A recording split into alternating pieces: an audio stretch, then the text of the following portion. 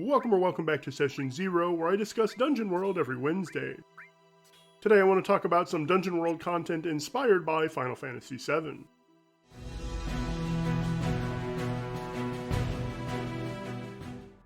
It was a day in November of 1997 when a friend of mine had missed his third day of school in a row.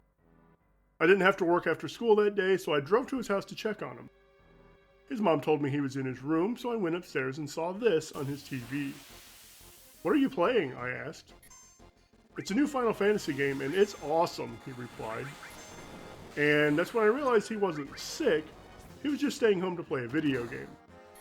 But he was right, this game was awesome, and I went to Walmart that weekend to buy a PlayStation so I could play it too. There are several things from Final Fantasy VII that inspire, but I've chosen just two for this video. Materia, which are spheres of condensed Mako that grant spells and skills, and limit breaks, which are powerful attacks that are charged up as you take damage. I'll start with Materia, which I've called a Spirit Bauble, with two moves. The first is Acquisition, and I've included some flavor text as well.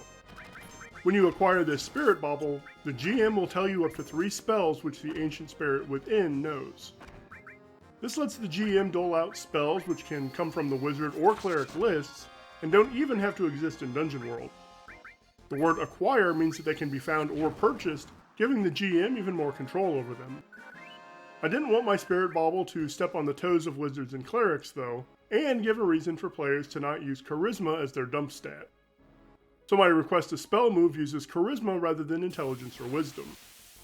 I didn't want them to be as powerful as Wizard and Cleric spells either, so I only gave them a 7+ hit range, so you always have to make a choice on success. These are the same 7 to 9 choices you see on the Wizard's Cast a Spell move, but with appropriate flavor. I personally think the 7 to 9 result on most moves is more fun than the 10+, because it lets you succeed while still adding tension or pressure, but that's just my opinion.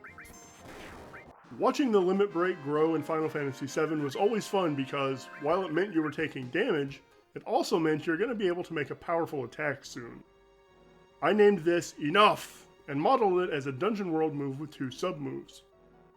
The first reads, when you take any amount of damage from an attack, mark 1 hold here, and I've given it a threshold of 3 boxes.